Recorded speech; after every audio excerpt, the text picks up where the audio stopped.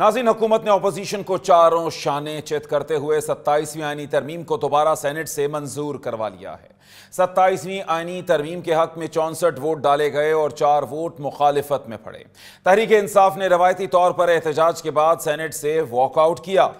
एक बार फिर तहरीक इंसाफ के मुनहर्रिफ सेनेटर सैफुल्लाह अबड़ो के वोट कास्ट करने पर तहरीक इंसाफ ने भरपूर एहतजाज किया और चेयरमैन सेनेट यूसुफ रजा गिलानी पर हॉर्स ट्रेडिंग को फरोग देने का इल्जाम धर दिया, जिसके जवाब में नायब वजीर आजम इसहाक डार ने हॉर्स ट्रेडिंग की तशरीह करते हुए कहा कि जो वोट पार्टी लाइन से हटकर कास्ट किया जाए वो मुनहरिफ होता है, लेकिन जो वोट जमीर के मुताबिक दूसरी जमात को दिया जाए तो वो जमीर का वोट होता है। सेनेटर फैसल वाडा ने नहले पर दहला मारते हुए कहा कि 2 से 3 वोट हमारे पास हमेशा इजाफी होते हैं, हम जब चाहें किसी का इस्तीफा लें और जब चाहें मंजूर करें।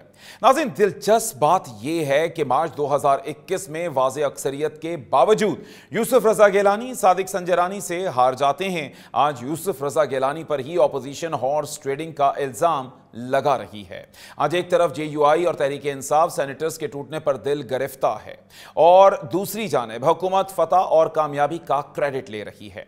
नाज़रीन, ये दायरों का सफर कब तक जारी रहेगा? क्या मुल्क में सही मानों में जमहूरियत आ सकेगी? सवालात बहुत से हैं, उनके जवाबात के लिए हम अपने मुअज़्ज़ज़ पैनल की जाने बढ़ते हैं। तो आपको बताते चलें, हमारे साथ मौजूद होंगे उमर दराज गोंदल तज्जियाकार, उस्मान अहमद भट्टी साहब स्टूडियो में मौजूद हैं एज अ तज्जियाकार, और अब्दुल्ला गुल साहब चेयरमैन जवानाने पाकिस्तान। तो इसके साथ साथ आपको जो अब तक की बड़ी डेवलपमेंट है उससे भी आगाह करते चलें। सुप्रीम कोर्ट से 2 बड़े इस्तीफे आ गए, जस्टिस मंसूर अली शाह और जस्टिस अतर मिनल्ला मुस्ताफ़ी हो गए। और इस हवाले से जो स्टेटमेंट सामने आई हैं, जस्टिस मंसूर अली शाह का कहना है कि 27वीं आईनी तरमीम आइन पर संगीन हमला है, सुप्रीम कोर्ट को टुकड़े टुकड़े कर दिया गया है। इसके अलावा उनका कहना था कि अगर इस तमाम सूरत हाल में मैं ओहदे से वाबस्ता रहता हूं तो ये आईनी अंदाजी पर खामोश रजामंदी है। अदलिया को हुकूमत के मातहत बना दिया गया है। 27वीं तरमीम चीफ जस्टिस को खत लिखने के बावजूद उनका यह कहना था कि इस हवाले से मैं इजहार तशवीश कर चुका हूं, लेकिन कोई भी जवाब इस हवाले से नहीं आया। तो नाज़रीन, ये कुछ इब्तदाई सूरत हाल है जो इस वक्त बनती हुई नजर आती है 27वीं आईनी तरमीम के बाद। इस पर बात करते हैं, हमारे साथ उस्मान अहमद भट्टी साहब मौजूद हैं। उस्मान अहमद भट्टी साहब, पहले 2 इस्तीफे आए और कितने इस्तीफे अब लाइन में हैं?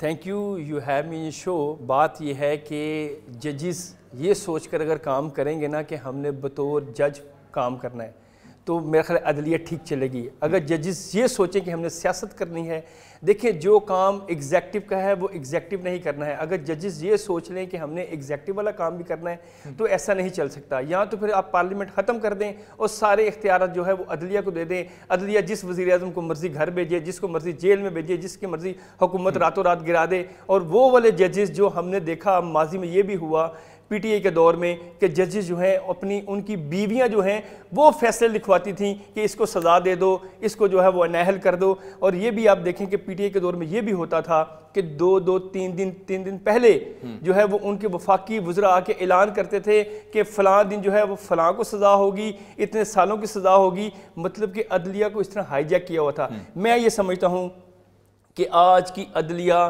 खुद जिम्मेदार है अपने आप को इस नहज पे पहुंचाने के लिए कि जब उन्होंने अपने इख्तियारात का मिसयूज़ किया तो फिर पार्लियामेंट ने सोचा कि जो इख्तियारात हमारे हैं हमने वो इस्तेमाल करने हैं। जजिस के और अदलिया के जितने इख्तियारात हैं इनको उसी हद तक महदूद करना है। आज के जजिस जी क्यों इस्तीफे दे रहे हैं? इनको पता है कि भाई अब हमें बलूचिस्तान भी जाके सर्विस करनी पड़ेगी, KPK में जाना पड़ेगा। मुझे अब ये बताएं कि कोई जज लिखवा के आता है कि उसने 25 साल एक ही सीट पर बैठ के फैसले करने हैं? और अब मैं आपको बताऊँ कि जो अभी तक इतलात हैं कि इस्लामाबाद हाई कोर्ट से भी कुछ जजिस के इस्तीफे आएंगे जिन जजिस ने जो है अपने इख्तियारात को ये समझा हुआ था कि शायद उनके पास सब कुछ है।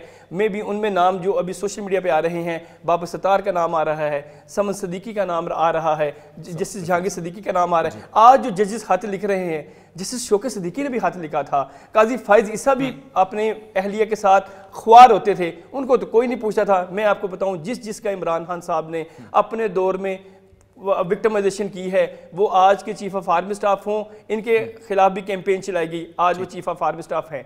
आप ये देखें कि काजी फाइज ईसा के खिलाफ भी कैंपेन चलाई गई, वो चीफ जस्टिस बने। नून लीग के खिलाफ भी कैंपेन चलाई गई, वो आज वजीर आजम है मियां मोहम्मद शहबाज शरीफ। पीपल्स पार्टी के खिलाफ भी कैंपेन चलाई गई, वो भी आज इक़्तिदार में है। अपने इनके पार्टी के रहनुमा जिनको अपने इन्होंने खुड्डे लगाया हुआ था, आज वो भी इनकी पार्टी छोड़ के आप वो देखें कि हुकूमत के वो हिस्सा बन गए हैं। बात यह है कि ये नहीं हो सकता कि जो इमरान खान साहब कहें वो सच है। इमरान खान साहब ने जो बीज बोया था, जिन इख्तियारात को उन्होंने तजावज़ करके दिया था, आज वो उसको भुगत रहे हैं। ठीक, अच्छा चलें, आपका इस हवाले से पॉइंट ऑफ व्यू आ गया। अब्दुल्ला गुल साहब, बहुत शुक्रिया आपके वक्त का। क्या बताएंगे, किस तरह से देखते हैं ये जो खास तौर पर इस वक्त एक भूचाल नजर आता है, किस समत में अब ये रवां दवां है? बिस्मिल्लाहिर्रहमानिर्रहीम, बहुत बहुत शुक्रिया आपका।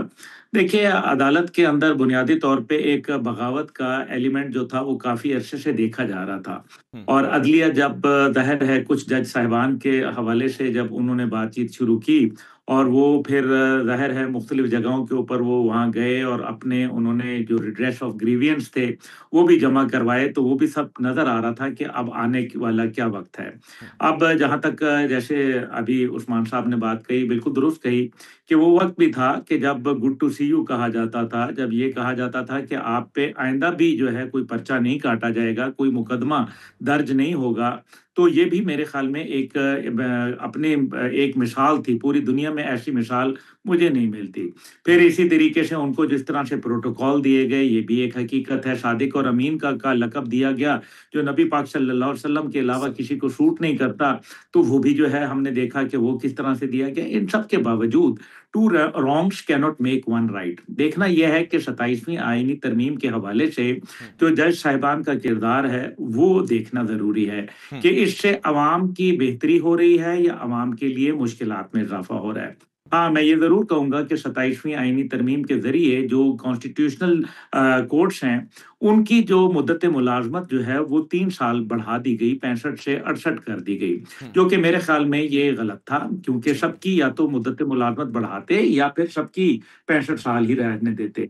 इससे जो है ज़ाहिर है एक अननेसेसरी जो एक इम्प्रेशन है वो नज़र आ रहा है। लेकिन इस सब के बावजूद अहम बात इसके अंदर ये है कि इस टाइम पे जो मौजूदा सूरत हाल है उसके अंदर अदालत जो है वो एक अहम किरदार अदा करती है किसी भी मुआशरे को उसका तवाज़न बरकरार रखने में। अभी जो ख़ास तौर पे जो मैं समझता हूँ ज़रूरत इस अमर की है कि आम आदमी को रिलीफ मिल रहा है या नहीं मिल रहा। देखें, जहाँ तक जजेस के पोस्टिंग्स और ट्रांसफर्स की बात है, अगर आर्मी की पोस्टिंग्स हो सकती है, नेवी एयरफोर्स की हो सकती हैं, ब्यूरोक्रेसी की हो सकती है, पुलिस की हो सकती है, तो फिर क्या वजह है कि जज साहिबान की नहीं हो सकती? ये तो मेरे ख्याल में एक गैर मंतकी बात है।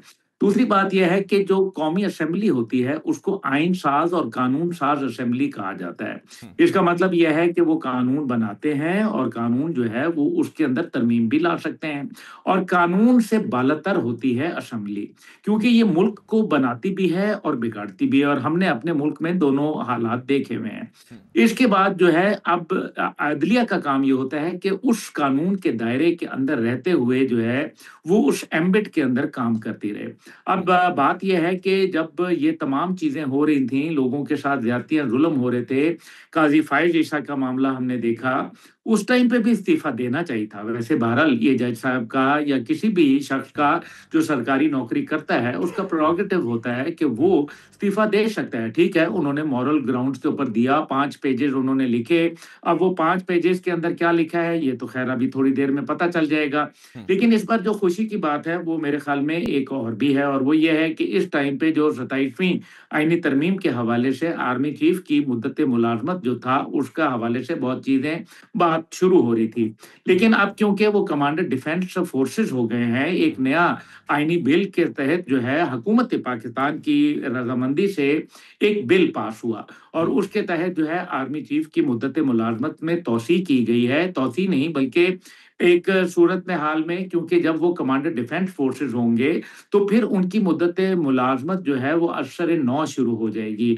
यानी कि अब जो है वो उनकी मुद्दत मुलाज़मत के अंदर जो है वो अब नए सिरे से जो जिस दिन वो कमांडर डिफेंस फोर्सेस का जो है हलफ लेंगे उसके बाद से उनकी नई मुद्दत मुलाजमत शुरू हो जाएगी और ये नोटिफिकेशन जो है उसी हिसाब से जारी होगा। तो मेरे ख्याल में वक्त का तकाजा भी था। बहुत सारे लोग ये कहते हैं कि दुल्ला साहब, ऐसा इसमें क्यों फिर हुआ? मुद्दत कितनी होगी? उनकी क्या मुद्दत जो है अब इस ओहदे की फिर होगी?